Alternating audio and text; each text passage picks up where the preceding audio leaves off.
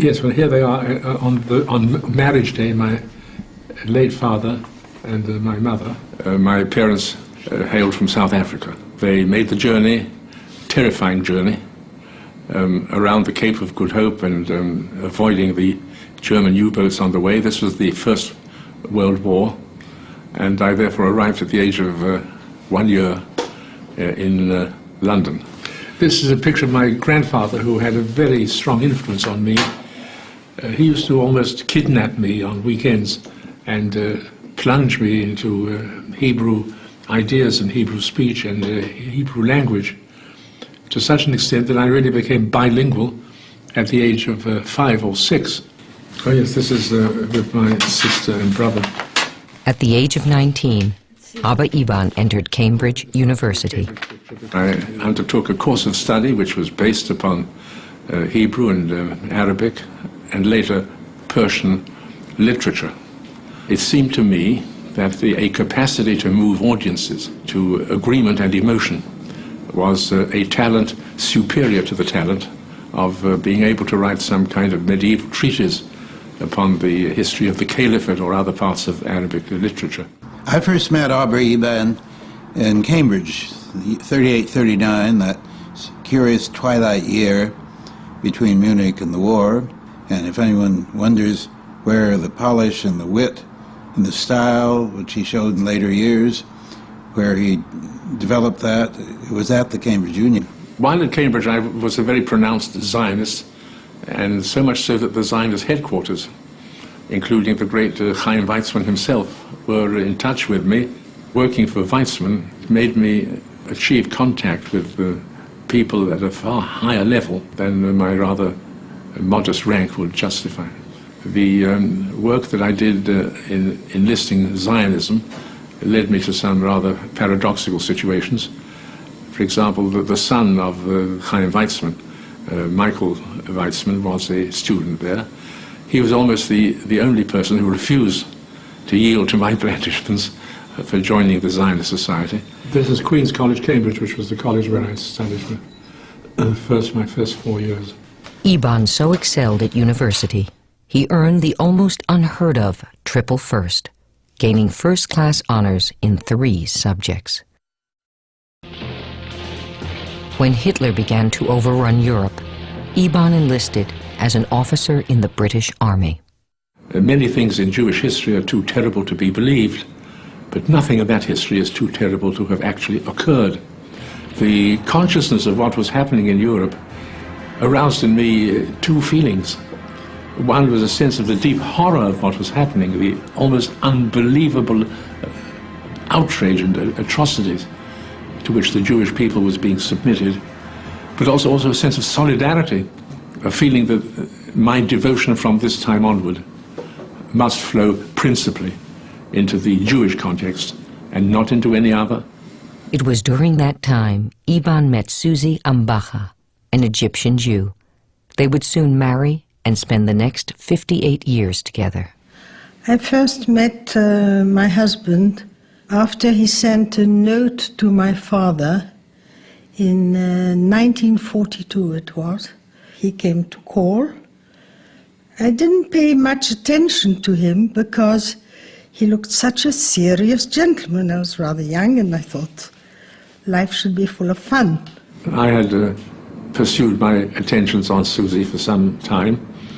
For example, I must have paid more visits from Jerusalem to Cairo than anybody else. I remember the Consul General of Egypt in Jerusalem became rather suspicious of the frequency with which I was making that journey. When the war ended, Iban astounded his friends by choosing a very uncertain future. I was turning down what was a very probable career in British politics and what was a certain career in the tranquility of Cambridge and in a possible career in the British Foreign Service.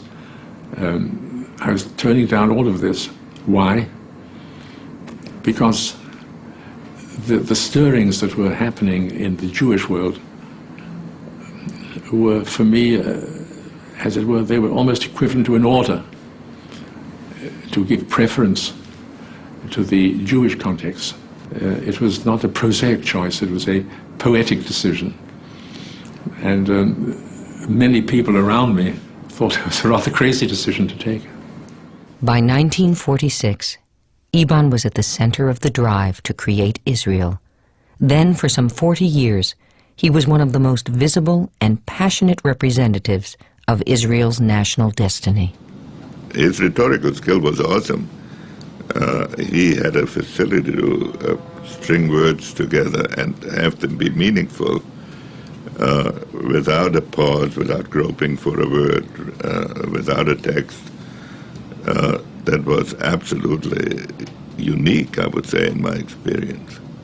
Amidst the echoes of brutal war and siege, at a time when Jerusalem called aloud in its agony, and when the Iraqi forces, astride of the water supply of the city, were condemning it to death by pestilence and thirst. What I remember is in '69, when he was Minister of Foreign Affairs and I was security advisor, and he came into my office and said, remember, we Israelis consider objectivity to be 100% agreement with our point of view. And I thought he was kidding, and I learned painfully later that he was serious. Aubrey Iban was a very effective diplomat, partly because of his clarity of mind, partly because of his sense of the structure of the situation, and partly because people believed him, and partly because he had a long view of things. He was steeped in history, and that gave him a certain immunity to panic and crisis. One of the embarrassing functions of a diplomat is to know what to do when he receives impossible instructions from his own government. Let me give you a very personally wounding example.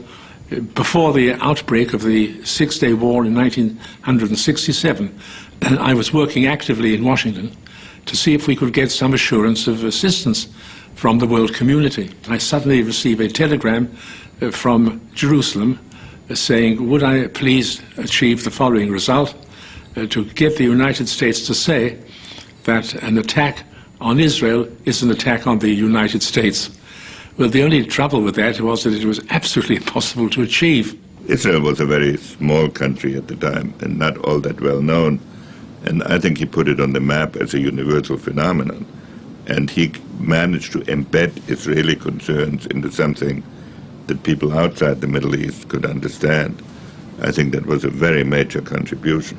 I shall invite every peace-loving state represented here to ask itself how it would have acted on that day if it faced similar dangers. It is beyond all honest doubt, that between the 14th of May and June the 5th, Arab governments, led and directed by President Nasser, methodically prepared and mounted an aggressive assault designed to bring about Israel's immediate and total destruction. You have to end up by compromise between what justice demands and what circumstances permit. And I suffered very much because so many of my fellow countrymen believed that I was being much too pliant and much too flexible in what I was asking for. He was an effective envoy because his style and his humor and his personally engaging qualities were something which the Americans appreciated. But the kind of phrase which one associates with Iban, like the one about the Palestinians who never miss an opportunity to miss an opportunity, or when he says, we now see tunnel at the end of the light. He was a very good foreign minister, and he, even when not a foreign minister, he's been an extraordinary emissary for Israel. In terms of ability, he might have been prime minister, but he was never accepted within the Israeli body politic as a universal Israeli. Through decades of conflict and multiple wars, Abba Iban used his formidable powers of eloquence and persuasion as his weapon to defend and protect Israel. He never lost his faith that peace could be achieved in his homeland. How come that this very small people, now only about 13 or 14 million people, has been gifted with a voice that has reverberated and resonated across all these centuries. And then the mystery of suffering. Why did this people become the target for such an ordeal of suffering? And then the mystery of what I call renewal. When did it happen that a small people put its remnants together across the whole world and then re-established its life in the same tongue, in the same faith, in the same language, and on the same territory that it inhabited thousands of years ago? In other words, I end up with the feeling that there's much more mystery than logic in history.